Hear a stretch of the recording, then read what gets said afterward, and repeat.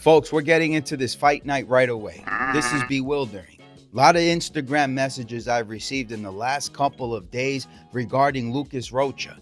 I'm hearing all these cappers, your favorite capper's capper, recommending, advising, suggesting that Lucas Rocha is the underdog of the card, the lock of the week, that he's the parlay buster, that he's the one to draw out the 7-0, the undefeated Clayton Carpenter. And they're gravely mistaken.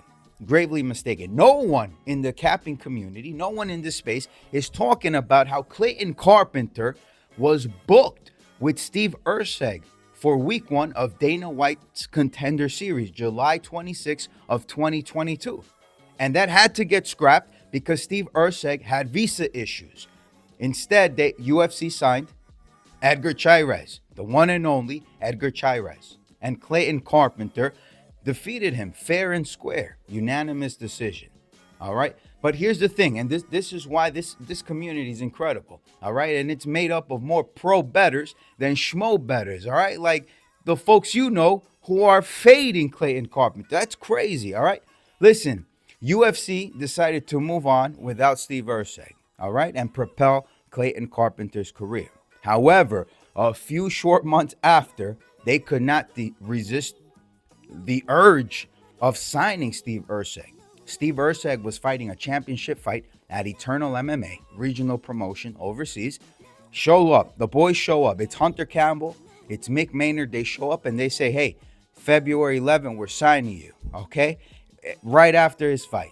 We're signing you. We want you. UFC. Here's the deal, though. Erceg, you have to debut into the UFC to fight Clayton Carpenter. All right? And, unfortunately, folks, maybe you guys know this, but that fight was canceled. Surprisingly, again, due to visa issues. All right. So 3 months after that, following that unfortunate situation for the UFC, because it appears they really wanted to book these two to fight. Okay. For a third time, they made the attempt again, July 2023. And guess what, folks? To their surprise, the fight was canceled a third time. Now, this fight was canceled because Clayton Carpenter sustained an injury. All right, folks. Now, here's the thing. So learning all of this, you got to ask yourself, what side is the UFC on? Personally, I don't think that Steve Erceg was supposed to get over Alessandro Costa. Remember that fight? Alessandro Costa was set to fight Matt Schnell. And Matt Schnell pulled out. Alessandro Costa had to face somebody, and it was Steve Erceg. Regardless, Steve Erceg was booked to face Alessandro Costa. I believe wholeheartedly that Steve Erceg was supposed to lose that fight. He had all the parlays on him, 98% of the betting splits, all the cash and all the parlays, okay, against Alessandro Costa. Folks, I think Alessandro Costa had a terrible night. Sometimes you get a bad day at work.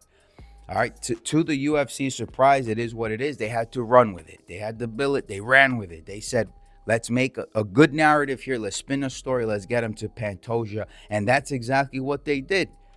All right, folks. So Rocha, he's a good grappler. All right. He's got great Muay Thai, good career, amateur career in it. But the most notable win he has is against an atomweight, folks. Davey Bittencourt, who was kicking his ass during that Dana White Contender Series fight until he got clipped. All right? Stocky, short, wrestler, compressed, compact, fading Lucas Rocha. All right, so both fighters are returning from injury, but only one is in their element. The brown belt, incredible kickboxer in Clayton Carpenter. All right, folks. He's not a child prodigy. I won't say that much. All right, but he's a big deal. All right, now here are the power rankings. You want more information? You want a summary of, you clearly know it's Clayton Carpenter on the money line. But if you want a narrative analysis and a fight analysis, you find that at proschmobets.com. All right, power rankings. Here we go. So in this fight, we have Steve Erceg. We have the incredible Clay Carpenter and Lucas Rocha, right? Where in the power rankings, do they fit? I have Alexander Pantoja, the champion. All right. We have Bruno Gustavo da Silva. We have Josh Van. We have Clayton Carpenter. Josh Van is 23. I believe he is technically skill for skill, blow for blow, better than Clayton Carpenter, 28-year-old Clayton Carpenter. But then you have Steve Erceg at 29 years old. I think Clayton Carpenter should get over Erceg. And then you have the 25-year-old Andre Lima. And then you have the 23-year-old Jose Ochoa. And why am I mentioning all this? Because Lucas Rocha fits in this.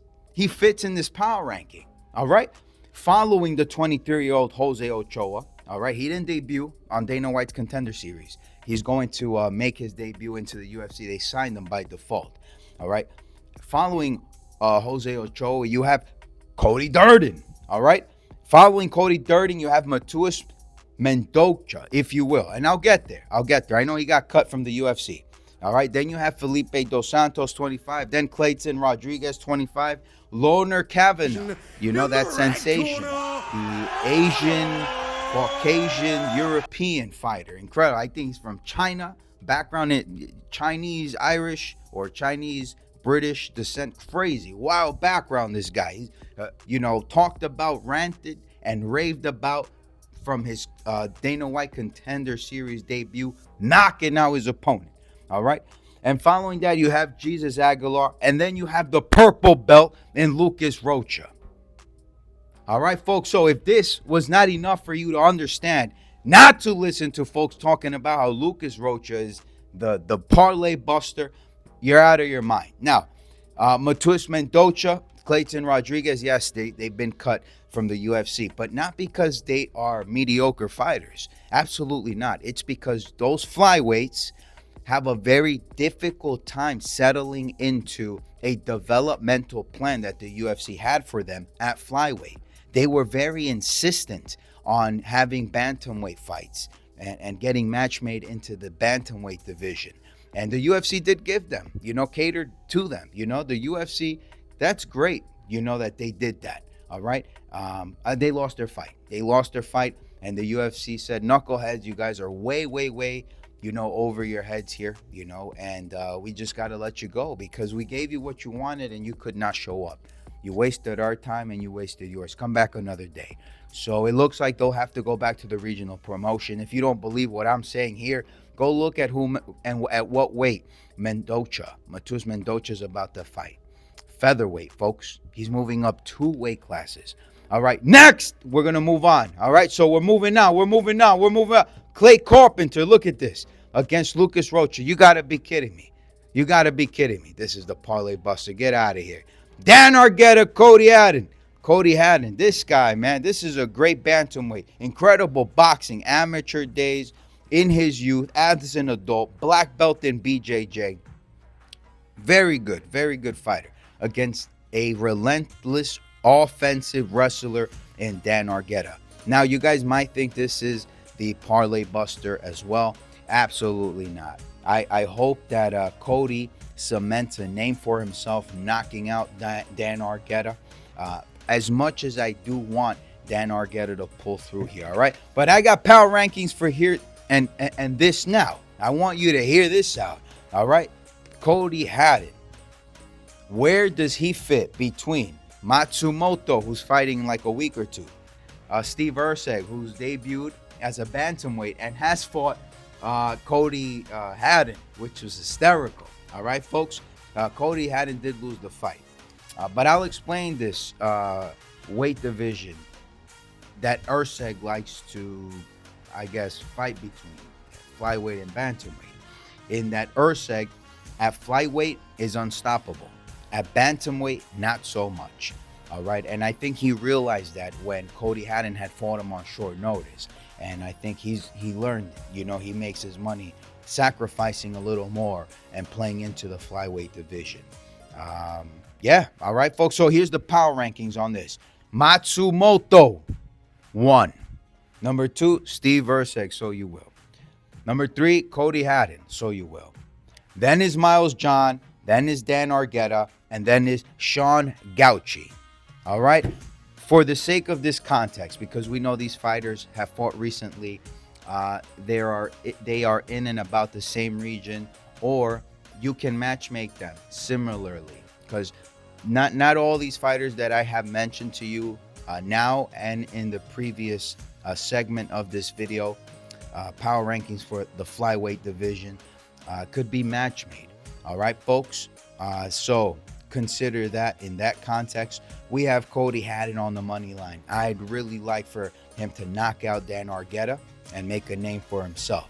This young Cody Haden. All right, moving on. Julia Polastri, Corey McKenna. Folks, I really like Corey McKenna here. As much as people might think she's a meatball and she's short, stocky, and you know, the hands, the arm reach, questionable. Maybe her shot selection, combinations, her striking sequences might not be to your liking because you're watching tape and you're thinking Julia Polastri's got it. Folks, Julia Polastri's does not. Corey McKenna's IQ has been rather questionable because of her age. That's warranted. But here is very self-explanatory, this fight. I think because Julia Polastri last fought with this incredible fighter in, what's her name? Knudsen.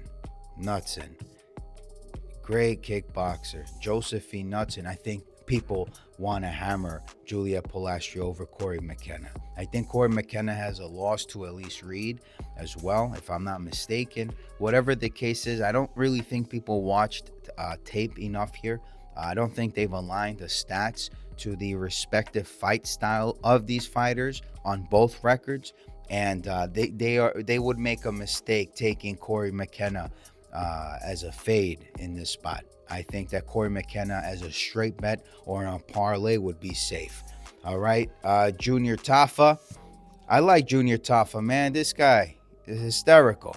I don't know so much about his fight here with Sean Sharaf, right? But I like how the UFC always sets up fights so suddenly. They have a roster where they so suddenly, on a short notice, get a guy that they want to face with someone who probably has a fight or two left on their UFC contract, and they get spanked. All right, folks, I'll take Sean Sharaf on the money line here. Next, we got Themba Gorimbo, Niko Price. I like Niko Price, man. Had it not been for his surgeries, I think that I would have put a good bet here, a good parlay, maybe even a straight bet here, since he is an underdog. Themba Gorimbo, he is, you know, overall a great fighter. He can grapple, he can strike you, but he does not have echelons. He does not have levels as a jiu-jitsu practiced martial artist, as a wrestler. I don't think he's credentialed to levels. And I think that, you know, an old man like Niko Price should get finished here. And Themba should make a name for himself, and he should get provided the microphone. All right, folks, if you want the bets, the fight analysis, the write-up, you have to visit proshmobets.com. I'm telling you, you need the write-up. All right, just listen to the introduction of this video. All right, between my take on Clay Carpenter and Lucas Rocha, and you'd understand how incredible it is to get, you know, the write-up. It will help you with your bet. We had technical difficulties. All right, moving on. Just listen to the take, man. Just listen to the fight analysis, all right, on the introduction of this video between Clay Carpenter and Lucas Rocha. You'll hear about the misconceptions in our space, in our community, right, in this MMA capping community, and how wrong, you know, a lot of folks could be, how wrong the majority of very intelligent cappers can be. All right, taking Lucas Rocha as the underdog of the card. All right, folks, so moving on. Themba Gorimbo on the money line. I do like Niko Price, though, and I know you've heard a lot of folks talk that maybe Niko Price can grapple this guy and submit him. You know, I mean, how many grappling techniques can he exercise on Themba Gorimbo, especially if Themba Gorimbo dives on Niko Price? You know what I'm saying? What about a ghillie? You know, things of that nature. an armbar, right? What can he lock in while on his back in the guard? I get it. I'd say, you're not wrong. I wouldn't want to steer you away from that because Niko Price is a dog. But there's two things I'd like, to maybe inform you about. Niko Price did lose to Robbie Lawler. I don't think at this time and space in MMA would Robbie Lawler win a fight. After Brian Barberena, there's no way he would win the fight. I think it was 2 years after the fact, and he faces Niko Price, and Niko Price having great hands, fighting good fighters, loses the fight. I feel he sold it. That's my opinion. I don't know who paid him off, but then he got Alex Morono and he won. So now that, he got his back, he was probably promised a better opponent, a better bonus, I don't know, a direct deposit of some sort. I don't know. But that's what I believe, okay? For all intents and purposes, all right? I've been dealing in business for a long time. I've seen non-disclosures. I've seen non-compete forms, legal forms. I've seen all sorts of shit happen. I wouldn't be surprised, all right? So that's why I would like Niko because he is a fighter, but I can't take him credible anymore. And I'd just take Themba Gorimbo through and through. So if you did like Themba and you like what he's about and you think he's a dog, let's talk about it. Pat Sabatini, this is the dog, the lock of the week. All right, against Jonathan Pierce. Folks, no disrespect to Jonathan Pierce. This guy's an incredible grappler from Fight Ready, Arizona. All right, that's where Tracy Cortez, her siblings, and a lot of these PFL and Bellator fighters, show up to exercise and polish their striking. Jonathan Pierce, he had many opportunities to make the most out of his name. I think he's coming up very short. And if I was a manager, I would advise Jonathan Pierce to move on with his life, man. Go into another fight promotion. All right, this is inevitably his third loss here. Pat Sabatini is incredibly talented, and he has the credentials to back it in wrestling, okay, in jiu-jitsu, and his striking is challenging, but he sets up what he needs for a level change to dominate in ground control. All right, maybe even in a clinch against the wall. Finds ways to submit his opponents. He's a clever fighter. Most would say he's chinny. I think he got caught on a puncher's chance with Diego Lopez. But to each their own. That's my opinion. It's Pat Sabatini on the money line. Way too good. Grappler's delight here. Enjoy. This is going to be a great fight. Man, did you guys know that CJ Vergara holds a black belt in jiu-jitsu? He's practiced for over 12 years, if I'm not wrong. And he's fighting Ramzan Tamirov, and the whole world is betting Ramzan Tamirov. This too here might be your lock of the week. This might be your dog of the card. This could be the parlay buster, CJ Vergara. CJ's got good boxing, folks. And Ramzan, he's rather one-dimensional. Now, of course, there's a lot of boundaries. There's regulation in the octagon from his old promotion where things are permissible. Certain techniques in grappling and striking are permissible, and certain techniques and striking techniques are not. All right, so in the grappling and striking, they're not. All right, for example, you can't rain down the elbows in the PFL promotion. So maybe Kayla Harrison could not get a ground and pound how she wished, right? And she would always have to seek submissions. Here we go, CJ Vergara. We know what he's about. We've seen Clayton Rodriguez's debut, as early as his debut. And it so happens that CJ Vergara is always that dog, all right, to stop these boys. I like CJ Vergara here. I would take this as a straight bet, maybe lunch money. And shit, man, all the best to you. All the best. Abdul Razak Alhassan, brother, he's got the trips, he's got the sweeps, he's got the throws in judo. All right. And Josh Fremd, he's an offensive wrestler. I think at like a 15% differential takedown percent. And I think that is sloppy for someone yay tall. He's the size of a light heavyweight, and he just can't get these boys down. The UFC is doing him a favor. Believe me, they're doing him a favor. All right, but there's really no edge on the number. It's Abdul, Razak, Alhassan on the money line or pass. That's all it is. You got a judo practiced MMA martial artist, okay, mixed martial artist, in Abdul Razak Alhassan, who can kill in the first and second round. Relentless over Josh Friend. We've seen Abdul, his last time out against Cody Brundage. It was wild. Daniel Rodriguez, Alex Morono. Daniel Rodriguez, he's the guy, man. He's the guy that popped for Osterring. All right, he was cycling prohibited substances through his body. This is no good, folks. This is unacceptable. And I believe he did that to help his cardio, because that's really what it does. Okay, so if you saw that fight with Ryan Garcia and Devin Haney, even though the picograms levels were super low, it does help with cardio. All right, folks. So Daniel Rodriguez won't have that edge in this fight. And he did sign a 6-fight contract, an extension, 6-fight additional, 6 fights when he faced off with Kevin Gastelum. For all the good things he's ever done on short notice for the UFC. Incredible, huh? Man, this is the best thing I could advise you. If Alex Morono's body does not look like it took shape and it did not go through a camp, Daniel Rodriguez is a lock. All right, Daniel Rodriguez is a lock. But if Alex Morono looks like he is in shape, all right, he's not going to be chiseled out. But if he looks like he looks like here in this picture, let's go. Alex Morono on the money line. A lot of dogs on this card, huh? Not like last weekend. Not like last weekend. Grant Dawson, Rafa Garcia.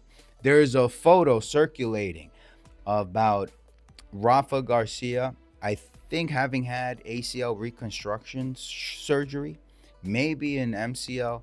Whatever the case is, he tore something. His meniscus, I don't know what it is, 4, 5, 6 months back. And despite all that, Rafa Garcia is too short to be a lightweight. All right, but he likes the power at that weight class. All right, he should go down to featherweight and win a few fights there. I think he'd become a notable name. Grant Dawson will do as ever he pleases here in this fight.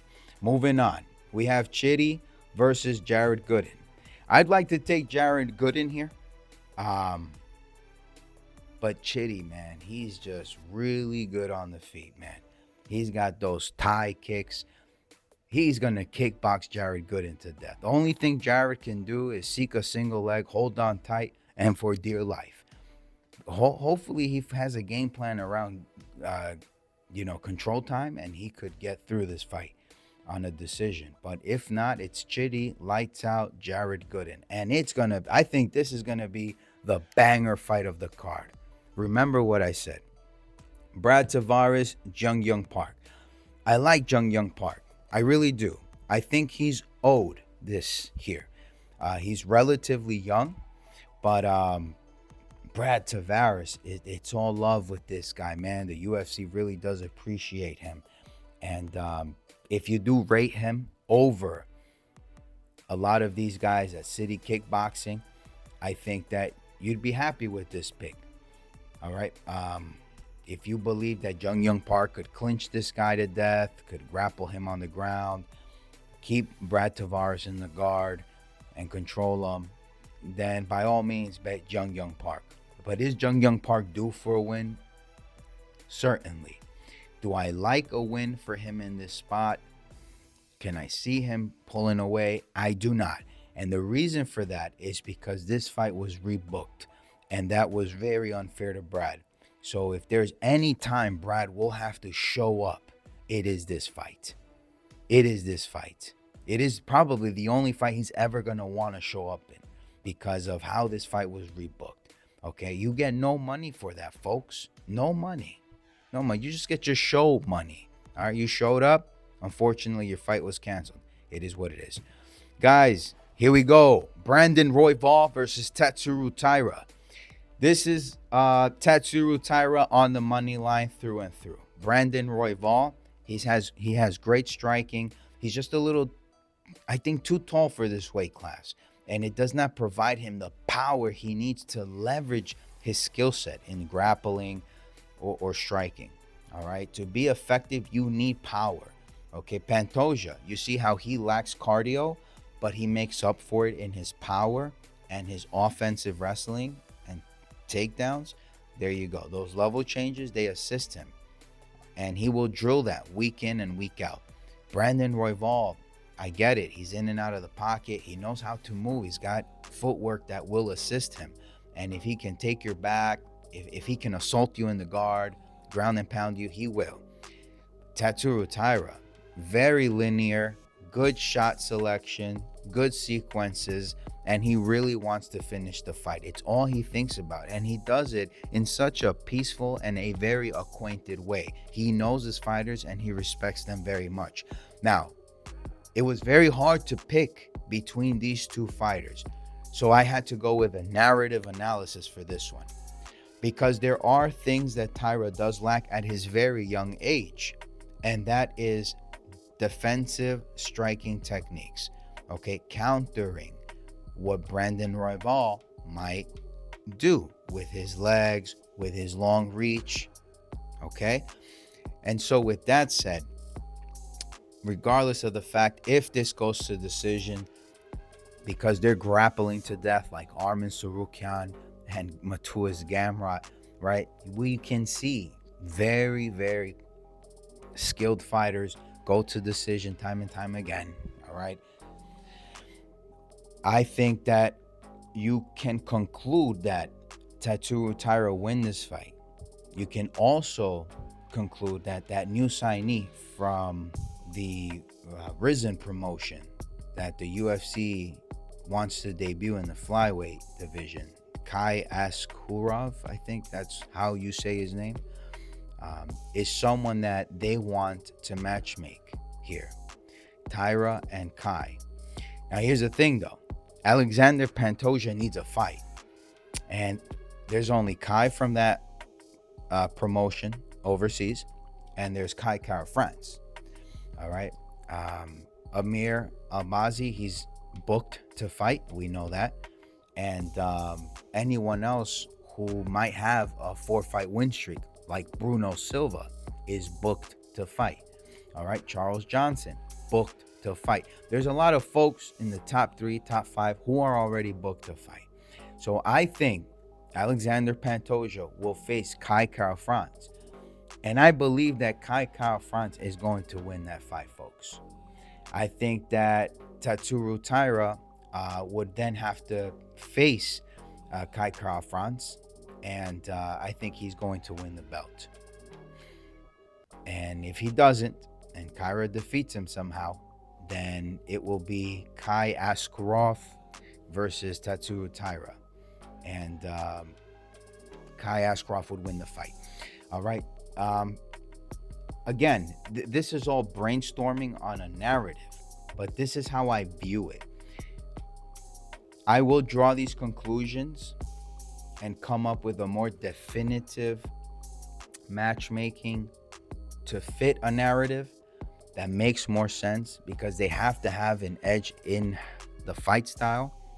And for example, with Kai Kara France versus Alexander Pantoja, I've seen Kai Kara France defend, scramble, takedowns. I've seen him do very well with defensive wrestling. And whoever was helping him develop that did so with such finesse that he picked up on it really well, and has faced so many grapplers. And to, you know, his good fortune, look at where he is now. He should contend for this title. I don't think Pantoja, after the 3rd or 4th round, will be able to take on Kai Kara France in the strike department. With Brandon Morono and Kai Kara France, with Brandon Morono and Pantoja, it was very different because of the notable size advantage in Brandon Morono. So hopefully this all makes sense. It's very late. I've had a few shots of whiskey as it is, but Always a pleasure, folks. Always delighted to share these thoughts with you. But again, let's get away from these videos. Go on proschmobets.com. Get the full fight summary, the write-ups, the fight analysis, and narrative. And again, you'll have considerations like you heard here today, like that of Clayton Carpenter and Lucas Rocha, where I'm pretty sure it blew your mind. Okay, blew your mind. All right, there's more as we go through these fight cards. Catch you on the flip side, folks. We have Michel Pereira, Anthony Hernandez next week, and we also got the up-and-coming pay-per-views. Tune in, subscribe, like, do all of that. We're on Instagram. We're on Instagram and proschmobets.com. Let's get it.